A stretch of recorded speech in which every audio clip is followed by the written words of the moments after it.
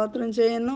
സകല നാമത്തിനു മേലായ നാമം ധരിച്ച നമ്മുടെ കർത്താവിൻ്റെ മുമ്പാകെ സർവലോകരുടെയും ഭൂലോകരുടെയും അധോലോകരുടെയും മുഴങ്കാലൊക്കെയും മടങ്ങുകയും എല്ലാ നാവും യേശു ക്രിസ്തു കർത്താവ് എന്ന് പിതാവായ ദൈവത്തിൻ്റെ മഹത്വത്തിനായി ഏറ്റുപറയും ചെയ്യേണ്ടി വരും എന്നരുളി ചെയ്ത കർത്താവിൻ്റെ നാമത്തിൽ സാഷ്ടാംഗം വീണ് കർത്താവായ യേശു ക്രിസ്തുവിനെ പിതാവായ ദൈവത്തിൻ്റെ മഹത്വത്തിനായി ഏറ്റുപറഞ്ഞ് ആരാധിപ്പാൻ ലഭിച്ച ഈ വിലയേറിയ അവസരത്തിനായിട്ട് നമുക്ക് സ്തോത്രം ചെയ്യാം.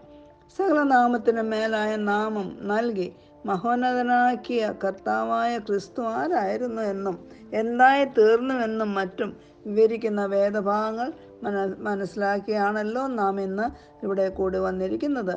ദൈവരൂപത്തിലിരിക്കെ ദൈവത്തോടുള്ള സമത്വം മുറുകെ പിടിച്ചുകൊള്ളണമെന്ന് വിചാരിക്കാതെ ദാസരൂപമെടുത്ത് മനുഷ്യ സാദൃശ്യത്തിലായി തന്നെത്താൻ ഒഴിച്ച വേഷത്തിൽ മനുഷ്യനായി വിളങ്ങി തന്നെത്താൻ താഴ്ത്തി മരണത്തോളം, ക്രൂശിലെ മരണത്തോളം അനുസരണമുള്ളവനായി തീർന്ന കർത്താവായ യേശു ക്രിസ്തു, ആ അവസ്ഥ നമുക്ക് നമ്മുടെ സാമാന്യ ബുദ്ധി കൊണ്ട് ചിന്തിച്ചാൽ മനസ്സിലാകത്തക്ക വിധമായിരിക്കുന്നുവോ?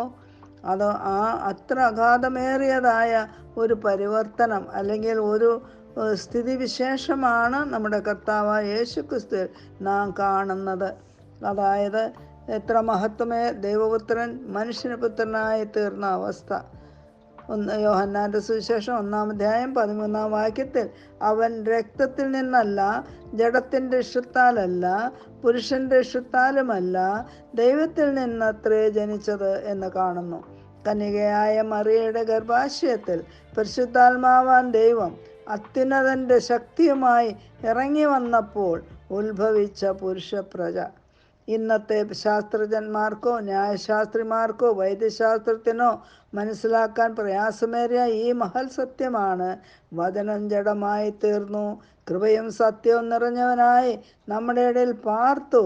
ഞങ്ങൾ അവൻ്റെ തേജസ് പിതാവിൽ നിന്ന് ഏകജാതനായവൻ്റെ തേജസ്സായി കണ്ടു എന്ന് യോഹന്നാൻ അപ്പോസ്തലൻ സാക്ഷീകരിച്ചിരിക്കുന്നത്.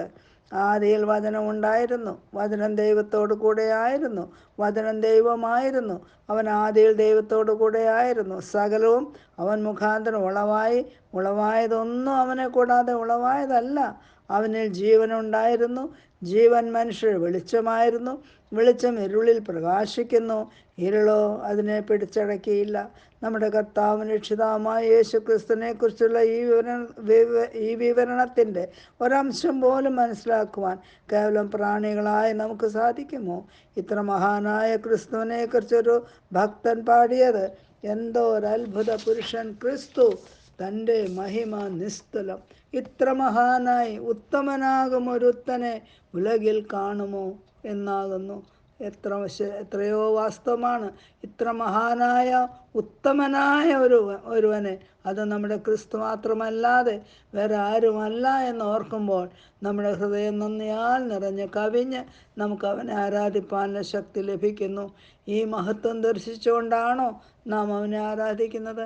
അവൻ്റെ പാദത്തിൽ മുട്ടുകുത്തുവാനുള്ള ഏതെങ്കിലും അർഹത നമുക്കുണ്ടായിരുന്നോ?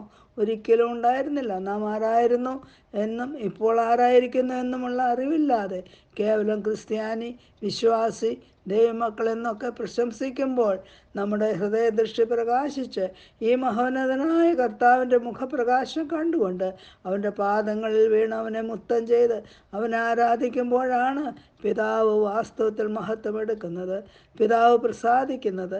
അങ്ങനെയുള്ള ആരാധനയാണ് സത്യത്തിലും വിശുദ്ധിയിലുമുള്ള ആരാധന എന്ന് പറഞ്ഞിരിക്കുന്നത്. അകൃത്യത്തിൽ ഉരുവായി പാപത്തിൽ ജനിച്ച നാം വാസ്തവത്തിൽ അതിക്രമങ്ങളാലും പാപങ്ങളാലും മരിച്ചവരായിരുന്നു. ഈ ലോകത്തിൻ്റെ കാലഗതിയെയും ആകാശത്തിലെ അധികാരത്തിനും അധിപതിയായവനെയും അനുസരിച്ച് നടന്നവരായിരുന്നു. അന്ധകാര പ്രഭുവായ സാത്താൻ്റെ പാപച്ചങ്ങലകളാൽ ബന്ധിക്കപ്പെട്ടവരായി പാപത്തിൻ്റെ അടിമകളായി കുഴഞ്ഞ ചേറ്റിലും കുപ്പയിലും കിടന്ന നമ്മെ വീണ്ടെടുത്ത് സ്വതന്ത്രരാക്കി വെളിച്ചത്തിലേക്ക് കൊണ്ടുവന്ന് ശുദ്ധീകരിച്ച് നീതീകരിച്ച് സ്വർഗീയ അവകാശങ്ങളാക്കി ദൈവമക്കളെന്ന പദവിക്ക് യോഗ്യരാക്കി തീർക്കുവാൻ വേണ്ടി മേലുദ്ധരിച്ച പ്രകാരം നമ്മുടെ കർത്താവായ യേശു ക്രിസ്തു സ്വർഗം വിട്ടിറങ്ങി ഒരു ദാസനായി ഒരു അടിമയായി ക്രൂശെടുത്ത് ഒരു ദുഷ്പ്രവർത്തിക്കാരനെ പോലെ ആ രണ്ട് കള്ളന്മാരുടെ മധ്യേ സ്വയം യാഗമായി അർപ്പിച്ച ആ ദൈവകുഞ്ഞാട് തൻ്റെ തിരുരക്തത്താൽ നമ്മെ അന്ധകാര ശക്തിയിൽ നിന്നും ഉദ്ധരിച്ച് വീണ്ടെടുത്ത് ദൈവമക്കളാക്കി ശുദ്ധീകരിച്ച് സ്വർഗസ്ഥലങ്ങളിൽ ഇരുത്തിരിക്കുകയാകുന്നു. പ്രിയമുള്ളവരെ, അത് ഓർക്കുമ്പോൾ നമ്മുടെ ഹൃദയം എത്ര നന്ദിയാൽ നിറയേണ്ടി വരുന്നു. എത്ര നന്ദിയാൽ നിറഞ്ഞ് അവൻ്റെ പാദങ്ങളിൽ വീണ് അവനെ മുത്തം ചെയ്യുവാൻ നമ്മെ ശക്തരാക്കി തീർക്കുന്നു. ഇത്ര വലിയ രക്ഷ, ഇത്ര വലിയ കൃപ, ഇത്ര വലിയ രക്ഷയുടെ മുമ്പാകെ അത് മാത്രമോ നമ്മെ പരിശുദ്ധാത്മാവിനാൽ മുദ്രയിട്ടിരിക്കുകയാണ്. യാതൊരു ശക്തിക്കും ഈ രക്ഷയിൽ നിന്നോ ഈ രക്ഷിതാവിൽ നിന്നോ നമ്മെ വിടുവിപ്പാൻ സാധ്യമല്ല. കാരണം നമ്മുടെ പാപപരിഹാരാർത്ഥം കൊടുത്ത വില അത്രയ്ക്കും വിലയേറിയതാകുന്നു. പ്രിയമരെ, തൻ്റെ പുത്രൻ്റെ വിലയേറിയ രക്തം, അതിനായിട്ട് പിതാവ് തൻ്റെ പുത്രനെ കാൽവറി കുരിശിൽ തകർത്ത് കളയേണ്ടി വന്നു, കൈവിടേണ്ടി വന്നു. എൻ്റെ ദൈവമേ, എൻ്റെ ദൈവമേ, നീ എന്നെ കൈവിട്ടത് എന്തെന്ന് അലറിക്കരയുവാൻ തക്കവണ്ണം പിതാവ് തൻ്റെ ഏകജാതനെ കൈവിട്ടത് നമ്മെ തൻ്റെ പ്രിയമക്കളാക്കി സ്വീകരിപ്പാൻ വേണ്ടി മാത്രമായിരുന്നു എന്നോർക്കുമ്പോൾ, പ്രിയ ദൈവമക്കളെ, നമുക്ക് അവൻ്റെ മുമ്പാകെ നമുക്ക് സാഷ്ടാംഗം വീഴാതിരിക്കാൻ പറ്റുമോ? നമ്മുടെ ഹൃദയങ്ങളെ ഏകാഗ്രമാക്കി ഇത്ര വലിയ സ്നേഹത്തിൻ്റെ മുമ്പാകെ, ഇത്ര വലിയ രക്ഷയുടെ മുമ്പാകെ, ഇത്ര വലിയ കൃപയുടെ മുമ്പാകെ കുമ്പിടാം. നാം കൊണ്ടുവന്നിരിക്കുന്ന അധരമാകുന്ന സ്തുതി സ്തോത്രയാഗങ്ങൾ അർപ്പിച്ച് നമുക്കവനെ ആരാധിക്കാം. അവൻ മാത്രമാണ് ആരാധനയ്ക്ക് യോഗ്യൻ.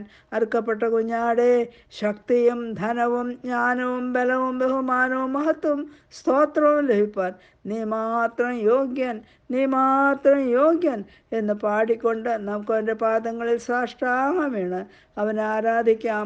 അതിനായി ദൈവം നമ്മെ സഹായിക്കട്ടെ.